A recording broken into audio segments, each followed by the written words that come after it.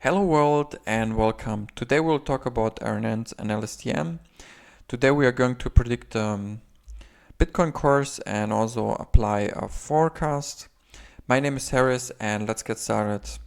So for more content or tutorials, please hit the subscribe button or leave a like or comment there. So what are the pros of LSTMs? Basically you can use them in text, video and speech and time series data, and also use it for analyzing time series data itself. The input and output is pretty flexible, and you can create dependencies between the data points, which you can see in here, where you have on the left side you have the normal NNN, where you have input layer and output layer and hidden layer itself. And on the right side, if you rotated everything, you have the X and Y, so the input and output. In the middle, the hidden state, which will be update the weights within the backpropagation. Dependencies of data points you can imagine like this. It's like a football player who is shown here over or with respect to time. And you can only predict the next move of him if you're using LSTM itself. So here you can see our RNN unit, where you can see all the time the same neuron. You have input and output, and in the middle you have a hidden state, where in the hidden state the weights will be updated itself. And with respect to the time, the neuron itself will update the weight.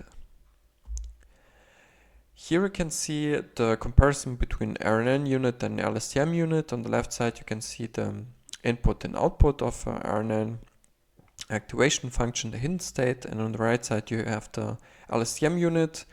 It's nothing else than memory cell, where you can just load data, you can write data, delete data, and so basically like a memory cell. Today we are going to predict a Bitcoin course and also do a forecast for the next 30 days.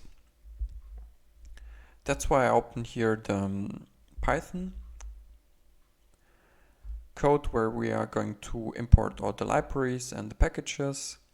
Afterwards we are loading the open price here over the date, and we're going to scale all the data itself.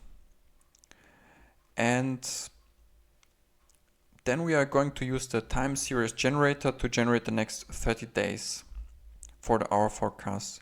We're training the model. Here we are building our neural nets and using LSTM unit here, and then evaluating the model, also apply the prediction itself and see that the loss is going to decrease over epochs. Of course, you can also increase the epochs itself to also make the model even better.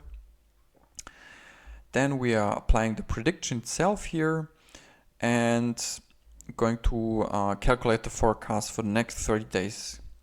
Where you can see our Bitcoin course was shown here until the 14th May, and then after 15th May we are going to apply the forecast for the next 30 days. And we're going to plot the result here, where you can see the Bitcoin course from 2015 to May.